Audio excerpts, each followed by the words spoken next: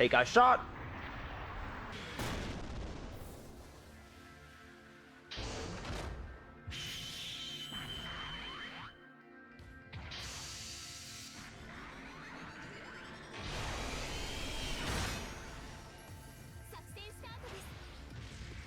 Greetings, Rigil Agateiades here, and he found another funny gun to use.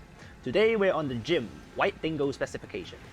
White Dingo is the name of an Earth Federation unit stationed in Australia, and they seem to have got some prototype weapon to use as part of their mission. This GBO2, like all GBOs, is innocent looking enough. The prototype beam rifle, however, isn't. Let's first take a look at its performance. It handles just like a normal beam rifle, has a normal charge time, you can walk around normally, and it also fires like a normal beam rifle. Everything just tells you it's a normal beam rifle until you see the damage. 7,000, that's half the Gaia. Beam weaponry that does a ridiculous amount of damage isn't new, but they usually require the user to either charge or fire while standing still. This thing just keeps the handling of a normal beam rifle. The cost of doing so is the cooldown. It takes more than 30 seconds for it to be used again, and during that, all you can do is throw grenades and use Vulcans. The grenades aren't bad at all, but the Vulcans are just pea shooters. When you have to reload the grenades, you don't have much to do. All of this explanation and the beam rifle has cooled down, and we find our next victim. Typing disadvantage doesn't matter as we crack both his body and mind. 2 shots, and at this point we already did more damage than our health bar. Enemies are coming up the bridge, we will let our teammate handle the job below, and a super normal counter. Everything other than the rifle on this GBO2 is very normal, but I am glad it is that way because I wouldn't want to go against a GBO2 with more damage than this. Beam rifle is not ready, pea shooting with the Vulcans, that doesn't do anything. Ooh, we have a guy in here. As long as we don't get too close and get chopped up, we should be fine at a safe distance. Beam rifle is already ready, charge it up. Guyan has left, we have to find someone else. Red Rider, but he's never standing still, so it's too hard to put a shot onto him. We don't want to take risky shots because every shot takes so long to charge. Well, not charge, but cooldown. Someone's on our left, but should we take the Guyan on the right instead? Kind of a painful decision, but darn. Would have hit if we stood still. Instead, we just moved forward, and that's the only difference. But we will have more shots, so this is fine. We are kind of surrounded though.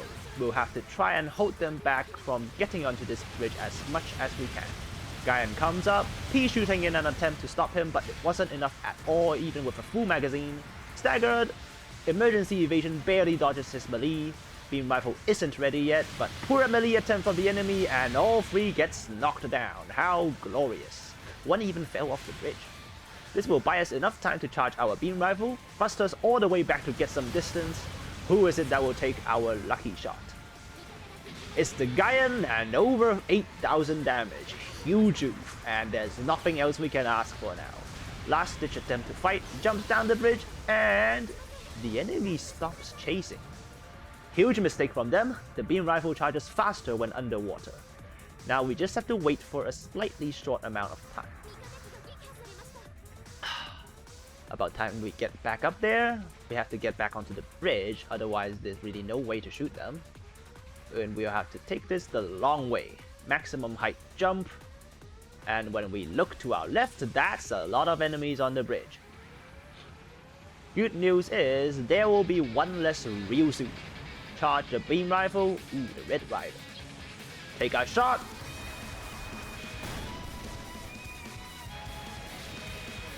Over 9,000! He's absolutely removed from the game. Gone from almost full health to 0 in less than a second. We hit 4 shots in 1 respawn, that's really excellent. Grenades are excellent in left-hand shots, but it doesn't change the fact that this GBO2 can't really take much punishment.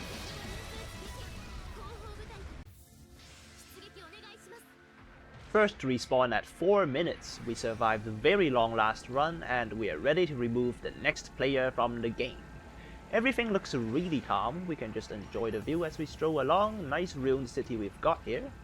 Until someone gets caught under the bridge to our right. Whoever that is on the bridge, we'd appreciate if you would peek, but our teammate is pushing him back.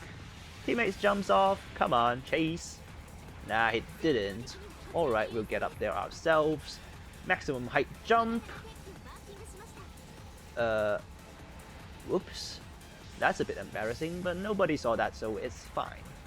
Infantry appears at the point, probably calling for supporting fire. Time to get rid of that. Both Vulcans and grenades on this gym are excellent for dealing with infantry, but we are not the one who gets the kill. Doesn't matter. Handling on this beam rifle coming in handy here, just charging up like a normal beam rifle, and the Red Rider is gone again. Sorry, mate. I think I shouldn't use this thing too much. I'm starting to feel bad for raid types when this happens. Back to grenade throwing time. Grenades are also good at going over obstacles, but there really is a limit to how much these grenades can do on their own.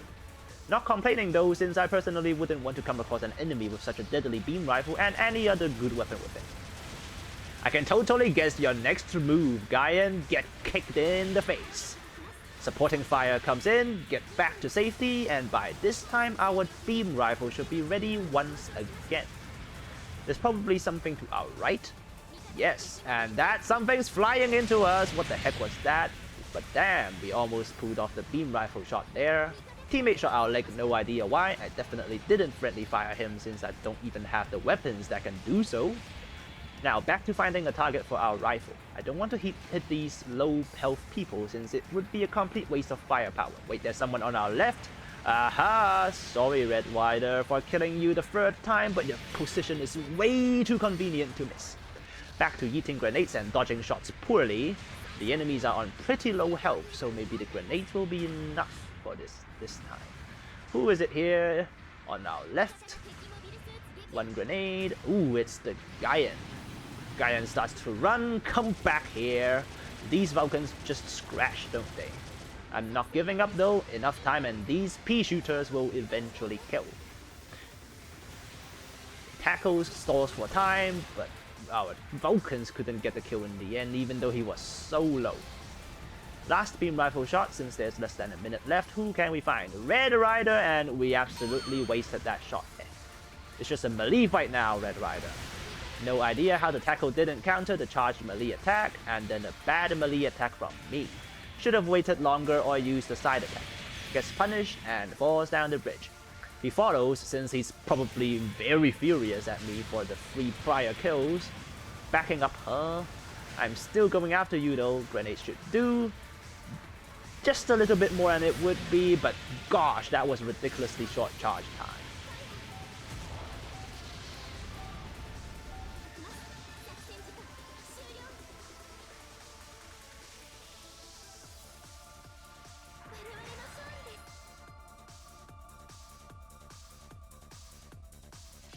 That was a really good match.